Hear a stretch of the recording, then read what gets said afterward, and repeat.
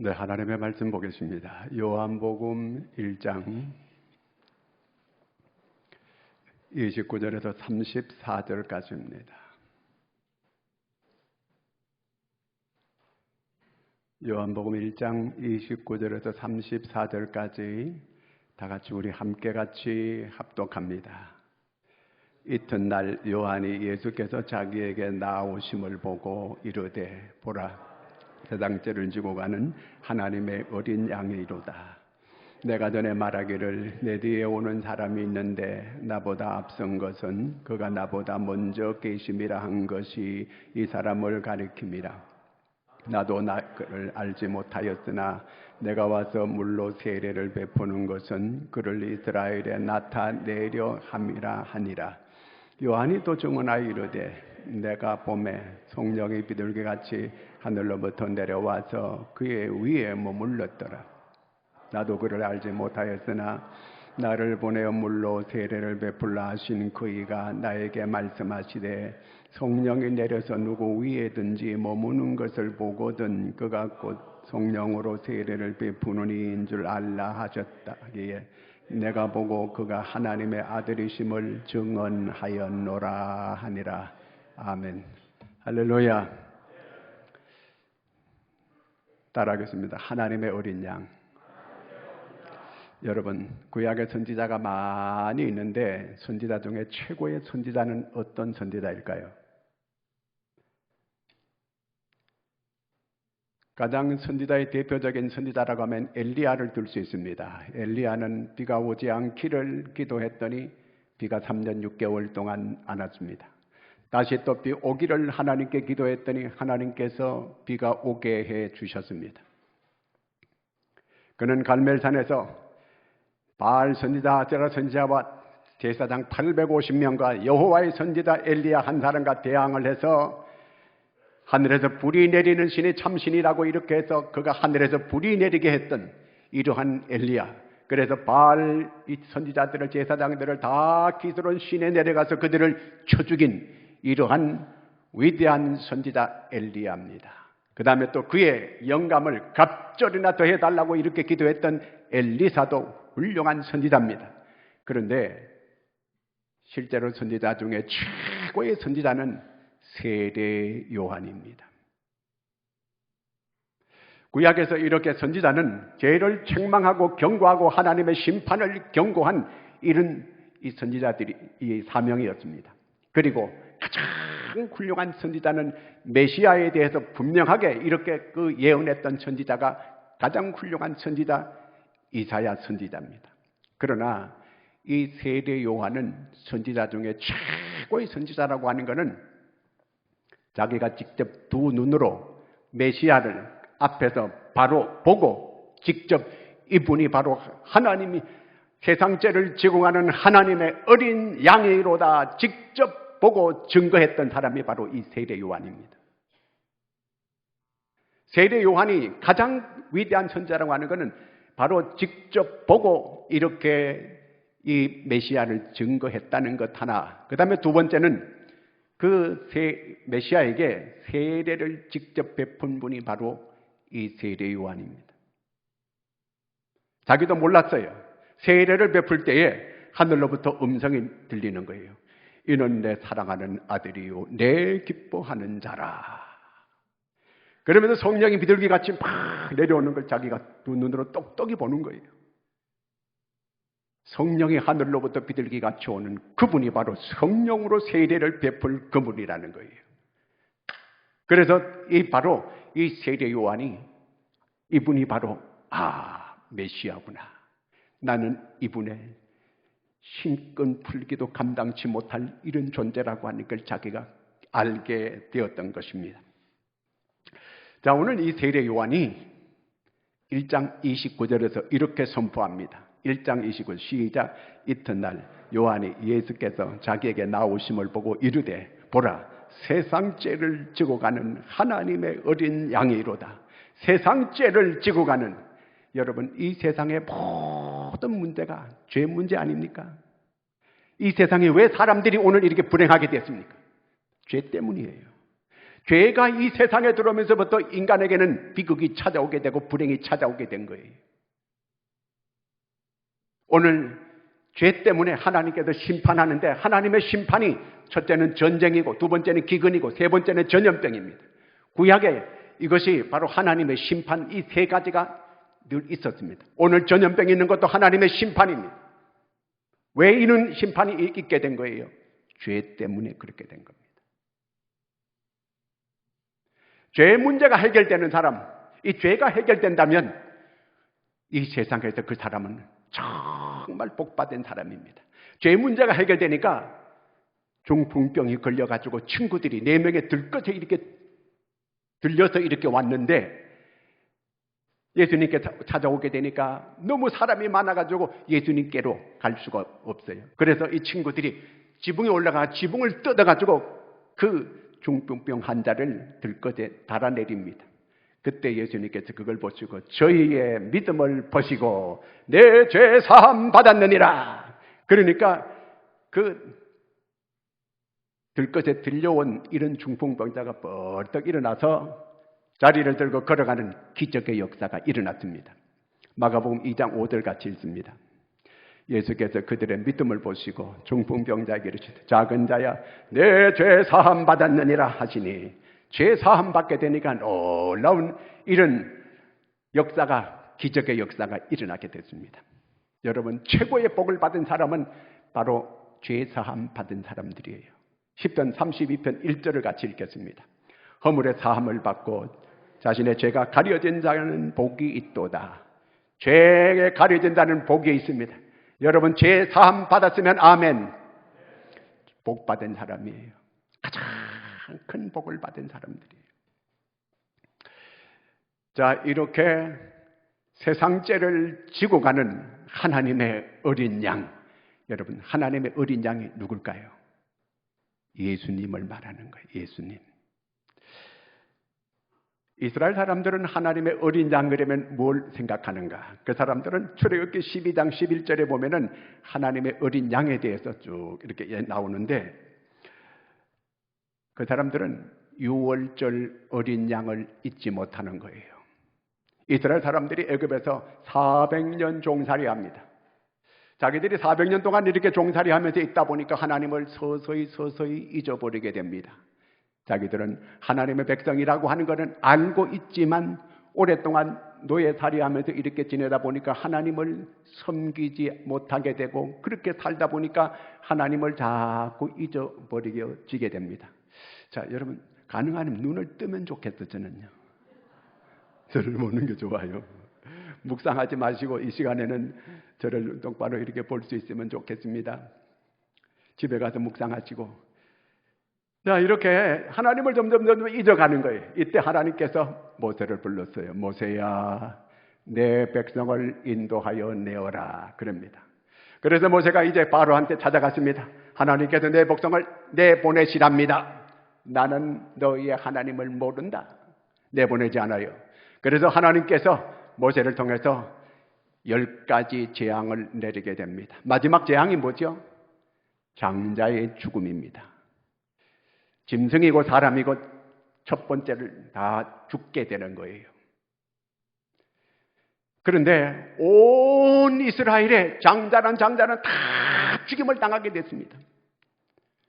짐승도 첫 것은 다 죽게 됐습니다. 온 애굽이 울음바다가 됐습니다. 여러분 장자라고 하는 것은 모든 자녀의 대표를 말하는 거예요.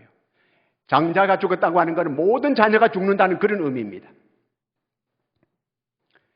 장자가 죽는 이런 비극이 온 나라의 이 토산, 이 바다가 됐습니다. 그런데 이때에 장자가 안 죽는 집이 있었어요. 장자가 안 죽는 이런 기막힌 이런 집들이 있는 거예요. 그 봤더니 하나님께서 그 집들은 죽음의 사자가 다 넘어가는 거예요. 어떻게 했길래요? 어린 양을 잡아가지고 집 문설주에 우슬초로 집 문설주에 다 발랐어요. 그런 집은 유월한 거예요. 패스오버한 거예요. 그 집이 다 구원받는 역사가 일어나게 되었다는 것입니다. 그런데 그때에 사람들이 아니 그렇게 피 바른다고 해서 죽을 놈이 살고 살 놈이 죽나? 안 바르는 거예요.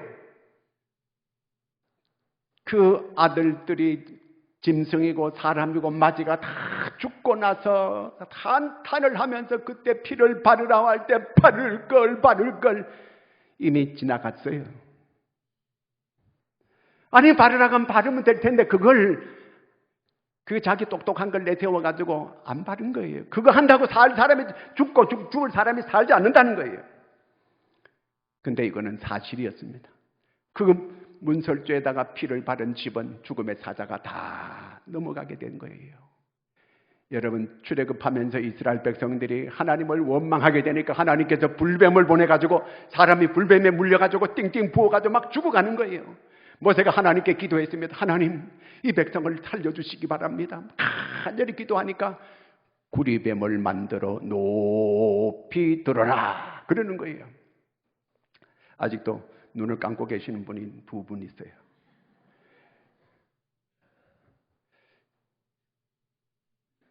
뭔 말 하다 또 잊어버렸네. 자, 이렇게 구리뱀을 높이 들라 했거든요. 그러면 그걸 쳐다보면 사는 거예요. 살 길이 열리는 거예요. 그런데 그걸 안 쳐다봐요. 아니 뱀에 물렸으면 해독제를 갖다 줘야지 무슨 쳐다보면 산다는 말이냐. 말도 안 되는 소리 하지 마라. 아니 고개를 한번 들면 고개가 부러집니까? 무슨 손해가 그렇게 납니까? 그걸 쳐다보면 될 거 아니에요. 안 쳐다봐요. 그래서 죽는 거예요. 참 미련해요.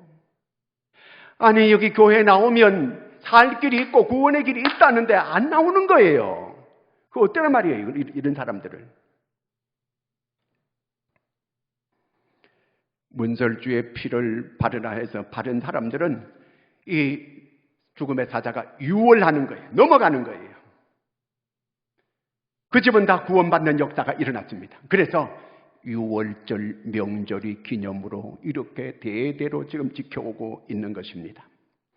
여호수아서를 읽어보면은 여리고성이 무너지게 될 때 요단강을 기적으로 건넜습니다. 이제 여리고성에 와가지고 거기서는 하루 한 바퀴 돌고 이래 되는 날 7바퀴 돌고 있을 때 여리고성이 와르르 무너져가지고 그 안에 있는 모두가 다 진멸당했습니다. 다 죽임을 당했는데 라합의 집은 다 한 사람도 안 죽었어요. 라합의 온 식구들은 다 살았습니다. 어째서 이런 일이 있을 수 있습니까? 라합은 뭐 하는 여자입니까? 술 팔고 몸 파는 이런 여인이에요. 그런데 그 집은 다 구원받고 다른 집은 다 떼죽음을 따당하고 다 진멸당했습니다. 이 집이 구원받았어요. 어떻게 그렇게 됐습니까? 거기 정탐꾼을 보냈거든요. 2사람을 보냈어요. 그런데 라합의 집에 갔을 때 이게 탄로가 났어요. 그래서 여리고 성의 왕이 특공대를 보내가지고 그들을 잡아오라 했습니다. 그때에 라합이 그 2사람을 숨겨줍니다. 그러면서 뭐라고 하느냐면은 당신네 나라가 이 나라를 정복하게 될 때에 우리 식구를 살려달라고. 내가 당신 2사람을 숨겨줘가지고 살려주게 되면 당신들은 우리를 살려달라고. 이렇게 해서 약조를 하고 당신 집에 붉은 줄을 길게 늘어뜨려 놓으라는 거예요. 여리고성이 다 무너져가지고 다 죽을 때에 이 집 식구들은 그 집 안에 들어가 있었던 사람들 붉은 줄을 내려놓은 이 집은 아무도 안 죽었습니다. 다 살았습니다. 그 안에 정결하게 산 사람, 거룩하게 산 사람이 이 라합보다 더 정결한 사람 많이 있었어요. 그러나 그들은 다 죽임을 당했습니다. 도덕으로 구원받는 거 아니에요. 여호수아 2장 18절을 같이 읽습니다.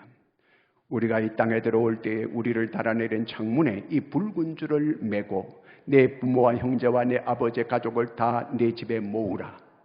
붉은 줄을 내려놓고 너희 집에 다 모여있더라. 그러면 살리라. 붉은 줄. 내가 간음하고 도적질하고 사람을 살인하고 별짓 다하게 이렇게 지저분하게 살아왔어도 내가 오늘 예수 믿게 되면 예수님의 어린 양의 핏부림을 받게 되고 나는 죄 사함 받게 되고 생명을 얻게 됩니다. 그러나 아무리 고상하게 살아왔어도 믿음으로 이 사실을 받아들이지 않으면 그는 심판받게 되고 그는 저주받게 되고 그는 그 죄로 인해서 멸망을 받게 되는 것입니다. 히브리 9장 27절을 같이 한번 읽겠습니다. 한 번 죽는 것은 사람에게 정해진 것이요 그 후에는 심판이 있으리니 반드시 심판이 있습니다. 그러나 우리는 죄 문제가 다 해결되었으므로 어린 양 예수 그리스도의 보혈로 우리는 이 사실을 믿음으로 받아들인 사람들은 죄를 다 해결받았으므로 우리에게는 심판이 없고 저주가 없습니다. 아멘입니까? 제가 전에 이상건 목사님 집에 간 적이 있었어요. 대구 제1교회 거기 신무할 때인데 그분은 주석을 쓰신 이런 분이고 아주 훌륭한 분이었습니다. 이분이 임종할 때 그분 아들이 서울 연동교회 이성희 목사님으로 계시다가 은퇴하셨고 총회장까지 하신 분이에요.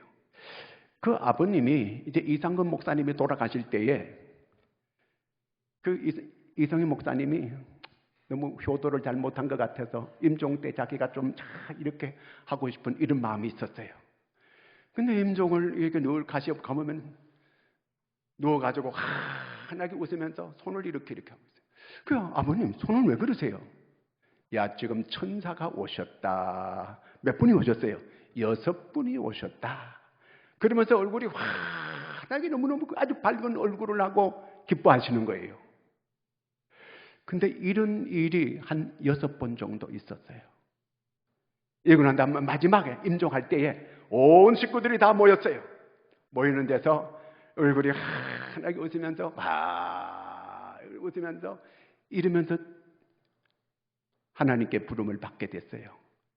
아니 식구들이 울어야 되잖아요. 아니 저렇게 기뻐하고 저렇게 밝은 표정으로 돌아가시는데 울 수가 없더래요. 울 수가 없더래요. 그런 자리에서 그렇게 기뻐하고 환하게 밝은 모습으로 이렇게 웃으면서 그렇게 운명을 하시더라는 거예요. 여러분 나사로가 부사의 집에서 떨어지는 부스러기를 먹으면서 자기의 헌대를 앓으면서 거지 옷을 입고 이렇게 지냈습니다. 그런데 그는 죽어서 천사들에게 받들려 가지고 그는 아브라함의 품에 안기게 되고 그는 정말 의기양양하게 이렇게 정말 그렇게 희낙낙하고 그렇게 아브라함의 품에 안겨서 있었습니다. 근데 그 가정에 그 집에서 날마다 호화를 연락하면서 이렇게 떨어뜨리는 부스러기를 먹던 나사로는 아브라함의 품에 안겨서 그저 그렇게 기뻐하고 감격하는데 이 부자는 너무너무 뜨거워가지고 견디지를 못하면서 우리 집에 저렇게 헌대를 앓던 저 나사로를 통하여 내 혓바닥에 물 한 방울이라도 좀 찍어달라고 간절하게 애걸하는 이런 모습이 나옵니다.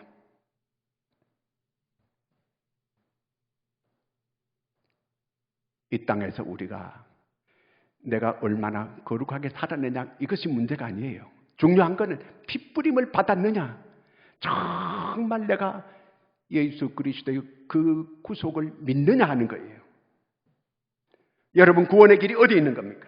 내가 얼마나 의로웠느냐, 내가 얼마나 악했느냐, 그게 문제가 아니에요. 문설주에 내가 피를 발랐느냐 발라지 않느냐 이것이 문제예요. 피를 발랐다는 것은 죽었다는 의미예요. 죽음, 내 죄를 대속해서 죽으신 분이 계시는 거예요. 이제 그 은혜를 우리는 살아가고 있는 거예요. 유월하신 거예요. 이제 이 재앙이 와야 되는데 피를 바른 걸 보고 넘어가는 거예요. 저는 신방 갈 때마다 그 집에 교패가 딱 붙어 있는 거 보면 이제 피를 바른 이런 걸 생각하게 돼요. 이 집은 재앙이 넘어가는 집입니다, 하나님. 이런 생각이 들어요. 구원의 조건은 오직 핏부림이 있어야 되는 거예요. 어린 양이라고 하는 것은 어떤 의미로서의 어린 양이라면 하나님의 제물로서의 어린 양이라는 뜻이에요. 제물. 세례 요한은 제사장이에요. 제사장의 아들이거든요. 그러므로 세례 요한은 제사장이에요. 그러므로 제사에 대해서는 이 익숙한 사람이 바로 이 세례 요한입니다. 제사를 드리려면 제물이 있어야 되잖아요. 제물은 소도 제물이고 양도 제물이고 염소도 제물이고 이 제물이 여러 가지가 있는 거예요. 그런데 가장 보통 일반적인 보편적인 이 제물은 양이에요. 양. 출애굽기 29장 38절을 읽겠습니다. 내가 제단 위에 드릴 것은 이러하니라. 매일 1년 된 어린 양 2마리. 이스라엘 사람들은 매일 제사장에 아침에 어린 양을 1마리를 하나님께 바치는 거예요. 불태워서 속죄제를 드리는 거예요. 그 다음에 저녁에 또 이 어린 양을 1마리 하나님께 드리는 거예요. 그러므로 온 백성이 하나님의 긍휼하심을 입게 되는 것입니다. 개인적으로 속죄제를 드리게 될 때는 레위기 4장 24절입니다. 보겠습니다. 그 수염소의 머리에 안수하고 여호와의 앞 번제물을 잡는 곳에서 잡을지니 이는 속죄제라. 자기가 죄를 범했게 될 때는 이 염소 위에 제물 위에 손을 얹고 회개기도 하는 거예요. 하나님, 제가 이런 죄를 지었습니다. 자기가 자기 죄를 자백하면 그 죄가 염소에게 전가되는 거예요. 그러면 자기가 대신 불태워가지고 죽임을 당해야 되는데 대신 염소가 죽는 거예요. 여러분, 중요한 게 뭐냐 하면은 내가 죄는 지었는데 내가 죽어야 되는데 염소가 대신 죽은 거예요. 우리가 죄를 지었는데 어린 양 대신 예수님께서 십자가에서 친히 우리의 제물이 되어 주셨다는 그 어린 하나님의 어린 양이라는 그 뜻입니다. 여러분 혹시 가시고기 책 읽어보셨죠? 그 가시고기 책 보면 이 민물고기에 가시고기가 있는데 이 가시고기가 어미 가시고기가 알을 낳게 돼요. 그 알을 낳게 되면 그 어미 고기는 떠나버려요. 그럼 아빠 가시고기가 계속 그 알을 지키는 거예요. 먹지도 않고 자지도 않고 계속 눈을 부릅뜨고 그 알을 지키는 거예요.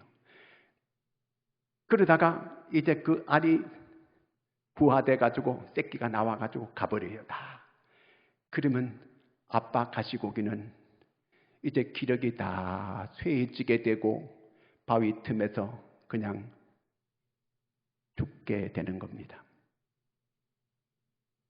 새끼들을 다 살게 해주고 자기는 쓸쓸히 바위 틈에서 죽는 거예요. 이 소설은 왜 쓰게 됐느냐 하면은 10살 먹은 정다움이라고 하는 아이가 있었어요. 그 아이가 백혈병에 걸린 거예요. 집이 너무너무 가난했어요. 그런데 그 엄마가 너무너무 가난하고 하니까 집을 나가버렸어요. 그런데 아빠는 아무 원망하지 않아요. 근데 이 백혈병 걸린 이 아이를 위해서 혼신의 노력을 다해서 그 아이를 살리려고 애를 쓰는 거예요. 절절히 부자 간의 이 사랑을 절절히 그린 그 글이 바로 가시고기예요. 그 아들을 자기보다 더 소중하게 생각을 하고 그 아들을 살리기 위해 가지고 이 아빠가 전 재산을 다 팔아가지고 간호를 하는 거예요. 그러면서 이제 더 이상 아이를 살릴 만한 돈이 없잖아요. 마지막에 그 아이에게 이제 뭔 이식이라 그러나요? 골수 이식을 해줘야 돼요. 그래야 아이가 살 수 있어요. 골수 이식을 하려고 하니까 돈이 없는 거예요. 이 아빠가 한쪽 눈을 빼가지고 팔게 됩니다. 한쪽 눈을 빼가지고 팔기 전에 이거는 불법인 줄 알면서도 하는 거예요. 아들 살리기 위해서. 그래서 먼저 진찰을 받았어요. 그 눈빼 팔기 전에 진찰을 받아보니까 자기 몸에 간에 큰 종양이 큰 게 발견이 됐어요. 자기가 이제 얼마 안 남은 사람이에요. 그런데 막 기도를 해요. 이 교회는 안 다니는데 하나님께 하나님 제발 내 아들 살려주고 나를 데려가 주세요. 하나님 나 데려가시고 이 아이 살려주세요. 계속 그렇게 기도해요 하나님께. 그러면서 자기가 눈을 하나 빼가지고 팔고 이 아이의 골수 이식 수술을 성공하게 되고 이 아이는 건강을 회복하게 됐어요. 그리고 나서 이 아이가 건강을 회복하게 되니까 자기 엄마한테로 이 아이를 보내는 거예요. 그러면서 이 아빠는 그 아들을 살리기 위해서 시골 동네에 들어가서 거기 있던 2년 살았던 그 집에 돌아가서 혼자 쓸쓸히 죽습니다. 아들을 살리고 자기는 대신 죽는 거예요. 자, 여러분, 예수님께서 이 세상 죄를 지시고 세상 죄를 졌다는 것은 나의 죄를 짊어지셨다는 거예요. 나 김성환의 죄를 위하여, 여러분 각자 죄를 위하여 예수님께서 어린 양으로 제물이 되어 주신 것입니다. 가장 중요한 것은 내가 대속의 은혜를 믿으셔야 돼요. 아멘입니까? 여러분의 죄를 대속하기 위하여 예수님께서 십자가에 피 흘려 죽으셨다는 그 사실을 믿습니까? 이 놀라운 이 은혜의 선물을 내가 받아들여야 되는 거예요. 내가 받아들여야 되는 거예요. 내가 믿어야 되는 거예요. 그럴 때 내게 이 구속의 은혜가 주어지게 되는 것입니다. 이걸 받아들이고 믿어야 되는 거예요. 하나님이 아무리 선물 줘도 내가 받아들이지 않으면 아무 소용없는 거예요. 내가 받아들여야 돼요. 예수님께서 문을 놓고 합니다. 아무리 문을 놓고 해도 내가 속에서 안 열어주면 안 되는 거예요. 그래서 여러분, 예수님께서 문 두드리는 그림을 보면 바깥에 고리가 없어요. 내 안에 내가 마음문을 열어야 되는 거예요. 내가 이 사실을 믿음으로 받아들여야 되는 거예요. 에베소 2장 3절을 읽습니다. 에베소 2장 3절. 전에는 우리도 다 그 가운데서 우리 육체의 욕심을 따라 지내며 육체와 마음에 원하는 것을 하여 다른 이들과 같이 본질상 진노의 자녀. 우리는 하나님의 진노의 자녀였습니다. 하나님의 진노가 늘 머리 위에 따라다니는 이런 사람들이었습니다. 오늘 예수 그리스도의 구속의 은혜를 입지 않는 사람은 하나님의 진노가 늘 그 위에 따라다닙니다. 그래서 늘 불안한 거예요. 가슴이 덜컥덜컥하고 안심이 안 되는 거예요. 예수 안 믿는 사람은 이런 불안 가운데 살아가고 있습니다. 여러분, 하나님의 은혜를 받은 내 죄가 해결된 사람들은 이제 우리는 심판이 없습니다. 저주가 없습니다. 하나님의 진노가 없습니다. 그러면 예수 믿어도 어려움은 왜 겪습니까? 그거는 하나님의 자녀로서의 어려움을 겪는 거예요. 하나님께서 나를 더 새롭게 하기 위해서, 더 큰 은혜 주시기 위해서, 더 큰 복을 주시기 위해서 내게 어려움이 있을 뿐이에요. 우리는 진노가 없습니다. 심판도 없습니다. 저주가 없습니다. 우리 죄가 다 해결이 됐어요. 아멘입니까? 그 다음에 두 번째는 우리는 하나님과 관계가 회복됐습니다. 전에는 하나님의 진노의 자녀였지만 이제는 하나님의 사랑받는 하나님의 자녀예요. 로마서 5장 10절 11절을 읽습니다. 곧 우리가 원수되었을 때 그의 아들의 죽으심으로 말미암아 하나님과 화목하게 되었는즉 화목하게 된 자로서는 더욱 그의 살아나심으로 말미암아 구원을 받을 것이니라. 그뿐 아니라 이제 우리로 화목하게 하신 우리 주 예수 그리스도로 말미암아 하나님 안에서 또한 즐거워하느니라. 그렇습니다. 이제 하나님과 우리와 관계는 화목한 관계. 전에는 원수관이었어요. 세상에 하나님을 원수로 삼는 그 백성이 어떻게 안심하고 살 수 있겠습니까?